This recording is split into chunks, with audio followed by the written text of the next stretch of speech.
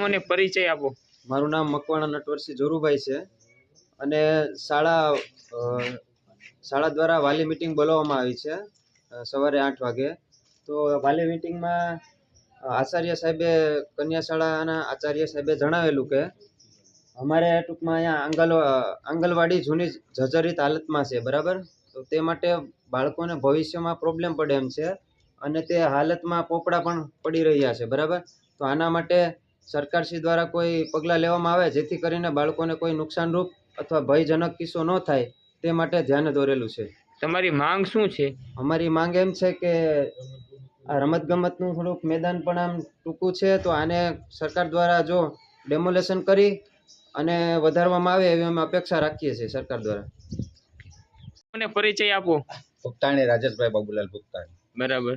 તમે તમારી પાસે શું સ્કૂલનો હોદ્દો છે? અધ્યક્ષ છે હા। એમાંથી। અને આ તમારી સમસ્યા શું છે? આના માટે થઈને કે છોકરાઓ માટે થઈને આ પડતર જગ્યા છે, તો આમાં કઈ રીતના છોકરા ભણે?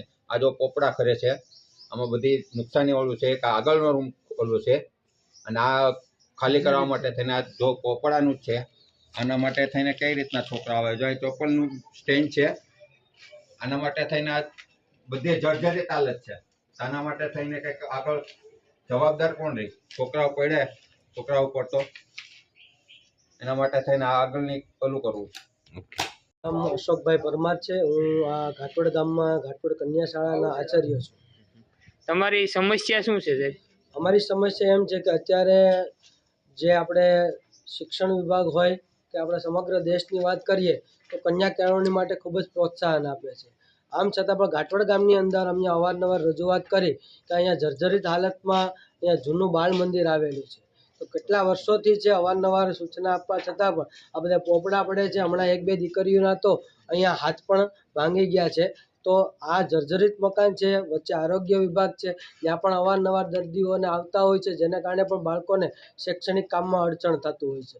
તો આ બધું જો અહીંયાથી નિકાલ થાય તો અમારી શાળાની અંદર ખેલ સહાયકની પણ નિમણૂક કરવામાં આવી છે કે જેથી કરી અને બાળકોને રમતગમતમાં યોગ્ય ન્યાય આપી શકે। તો અહીંયાથી જો આ દૂર થાય અને શાળાને મેદાન મળે તો ભવિષ્યમાં રમતગમત ક્ષેત્રે પણ દીકરીઓ છે એ આગળ વધે। તો અહીંયાથી આનો નિકાલ થાય એ અમારા માટે અને સમગ્ર ગામ વતી છે હું આપને અપીલ કરું છું।